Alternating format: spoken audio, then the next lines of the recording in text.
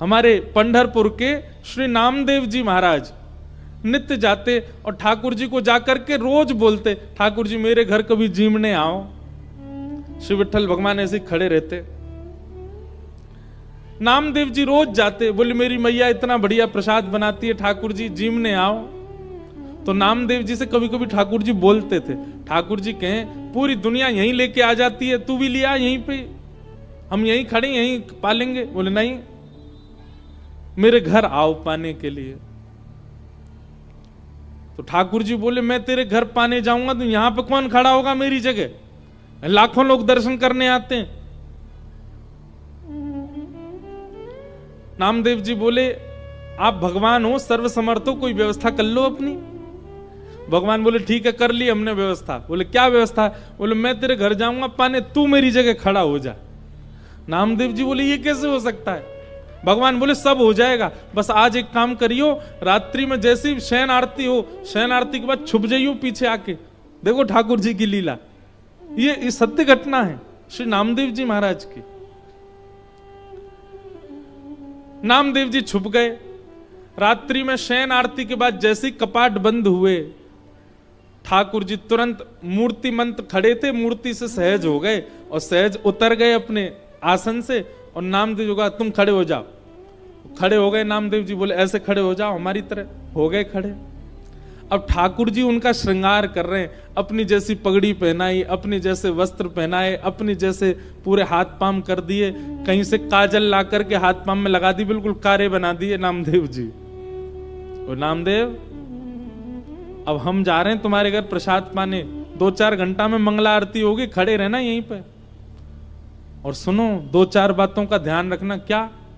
ये सुबह सुबह पुजारी आकर के तुमको ठंडे ठंडे पानी से नवाएंगे, ठिठर मत जाना, अंदर से ठंडी लगे तो भी रोक लेना। नामदेव जी बोले वो कैसे रोकूंगा? बोले हम नहीं रोक रहे इतने साल से, रोज रोज हमको भी नवा देते हैं सुबह 4 बजे, हम भी तो अपनी कंपन होता रोकते हैं उसको। और सुनो फिर दूध से नवाएंगे तुमको, उसके बाद शहद डालेंगे तुम्हारे ऊपर। और फिर वहां कभी आप लोगों का अवसर मिले ना, एक बार जाइए पंढरपुर, साल में एक बार भारत के कोई कोई तीर्थों में जाया करो, सब जगह दर्शन करो ठाकुर जी का कैसे विराज रहे। तो कभी पंढरपुर जाओ तो हमारे कहने से वहां की काकड़ा आरती सुबह होती है 3:30 बजे, उसका दर्शन करना। काकड़ा आरती जो हमारे ब्रज में मंगला आरती होती है, वही वहां काकड़ा आरती। तो काकड़ा आरती में क्या करते हैं, दूध से जल से सबसे स्नान करने के बाद फिर ठाकुर जी को मुंह पे मक्खन लगा देते हैं, इतना सारा मक्खन मुंह पे। तो ठाकुर जी बोले स्नान आदि के बाद तुम्हारे मुंह पे मक्खन लगाया जाएगा, तुम्हारा मन तो करेगा कि मैं खा लूं, लेकिन जीभ निकालना नहीं बाहर, उसको लगे ही रहने देना। रामदेव जी बोले फिर तुम्हारा श्रृंगार होगा। और श्रृंगार के बाद पंढरपुर में हर दर्शनार्थी को अधिकार है कि भीतर मंदिर में जाके ठाकुर जी के चरण छू सकता है, अपना सिर वहां रख सकता है, सबको छूने का अधिकार है। बोले दुनिया भर के लोग तुम्हारे सामने आएंगे, सब लोग आकर के तुम्हारे चरणों में प्रणाम करेंगे, अपने दुख दर्द बताएंगे, सबकी सुन लेना, पूर्ण किसी की मत करना। तुमको दया भी आएगी, कोई रोता हुआ भी आएगा, कोई बहुत ज्यादा विचलित भी आएगा। नामदेव जी बोले क्यों पूरा नहीं करूं? वो सबका विधान बना हुआ है, वो सब काम हमारे लिए छोड़ दो, किसको क्या देना क्या नहीं देना। तुम बस कहीं ऐसा नहीं कि यहाँ खड़े होके कोई रोता हुआ आया उसके आंसू पोंछने लग जाओ, कहीं तुम जरा भी हिल गए तो पुजारी पंडा बहुत मारेंगे, सब कहेंगे कहां गए हमारे ठाकुर जी, कौन खड़ा हो गया आके।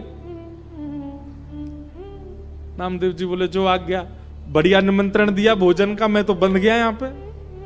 बोले हाँ रोज आ जाते हो भोजन करने, आओ अब जा रहे हैं हम भोजन करने, खड़े रहो यहीं पे। और श्री पंडरीनाथ श्री साक्षात द्वारिकाधीश अर्धरात्रि में नामदेव के घर गए, अकेले द्वार खटखटाया, मां अंदर से चिल्लाती हुई ए नामा, पूरे दिन मंदिर में पड़ा रहता, आधी रात में आता, सब सो रहे हैं यहां पर। जैसे ही द्वार खोल करके देखा, आहा सुंदर श्री पंडरीनाथ भगवान द्वार पर खड़े हैं, स्वर्ण का मुकुट पहना है, स्वर्ण के आभूषण पहने हैं, कंधे पर हाथ रख करके मधुर कटाक्ष नेत्र हैं ठाकुर जी के, मंद मंद मुस्कुरा रहे हैं। नामदेव जी की माता जी तो विट्ठल, हाँ मैया मैं ही आया हूं विट्ठल। नामदेव रोज निमंत्रण लेके आता, मेरे घर प्रसाद पाने आओ, मैं आ गया।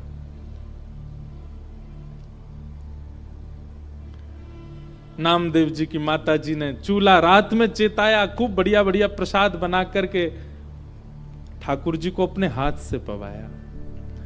इतने में घंटे घड़ियाल बजने लगे, 3:30-4 बज गए, सुबह के मंगला आरती का समय हुआ। ठाकुर जी ने कहा मैया जल्दी करो। बोले क्या हो गया? अब आपको मंगला में जाना है? बोले मंगला में अब मैं तो व्यवस्था करके आया हूं वहां पे, लेकिन मुझे आज तक तो मैं दर्शन देता था काकड़ा आरती में, मंगला आरती में, आज मैं दर्शन करने जाऊंगा। मैया बोली क्या करूं? बोले काली सौल लेके आओ। और मैया सौल लेके आई। ठाकुर जी ने अपने मुकुट उकुट उतार करके, आभूषण उतार करके, और काली सौल में बढ़िया स्वयं को लपेट लिया, किसी को पहचान में नहीं आवे। कारे कारे तो ठाकुर जी हैं, काली सौल और ओढ़ ली। अब तो निकल पड़े, दौड़ के जा रहे हैं देखने के लिए नामदेव कैसा लग रहा है मेरे स्थान पर खड़ा होके। दर्शनार्थी लाइन लगा करके खड़े थे, उन्हीं में ठाकुर जी खड़े हैं और दूर से ही निहार रहे हैं। नामदेव जी चुपचाप नेत्र बंद करके, हाथ बिल्कुल कमर पर, जैसे पंडरीनाथ भगवान खड़े होते हैं बिल्कुल वैसे ही खड़े हैं। और ठाकुर जी दूर से ही देख करके नामदेव की बलियां ले रहे हैं। आहा मेरो नामा कितना अच्छा लग रहा है। गर्भगृह में जैसे ही ठाकुर जी पहुंचे, ठाकुर जी के आते ही नामदेव जी को पता चल गया कि ठाकुर जी आए हैं। सो नामदेव जी मन में सोचे सब प्रणाम कर रहे हैं, कि ठाकुर जी प्रणाम नहीं कर ले मुझको, मैं कैसे रोक पाऊंगा, ठाकुर जी प्रणाम कर रहे हैं। ठाकुर जी गए, नामदेव जी को देखा, नामदेव जी को देख करके जैसे ही नीचे सर झुकाया, नामदेव जी के नेत्रों से आंसू गिरने लगे। नाथ ये कैसी लीला कर रहे हो आप? बलैया लेने लगे।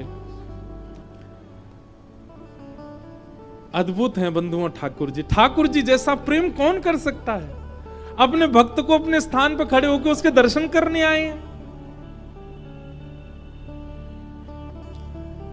पहले तो खूब बलैया ली, और फिर उसके बाद ठाकुर जी बोले ए नामा तुझे नोच के भाग जाऊं?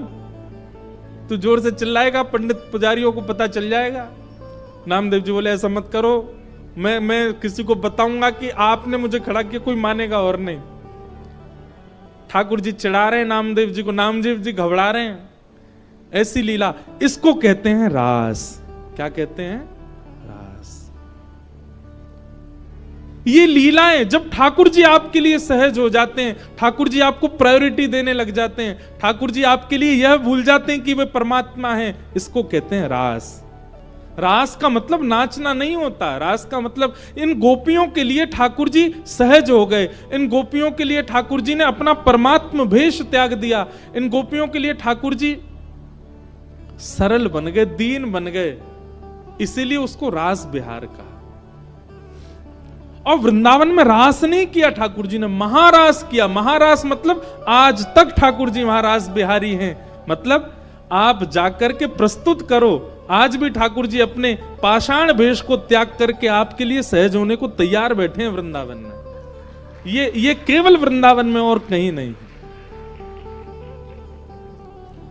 आज भी वृंदावन में कितने वैष्णवों को अनुभव होता है। श्री बिहारी जी में तो पर्दा ही हमारे बार बार लगाए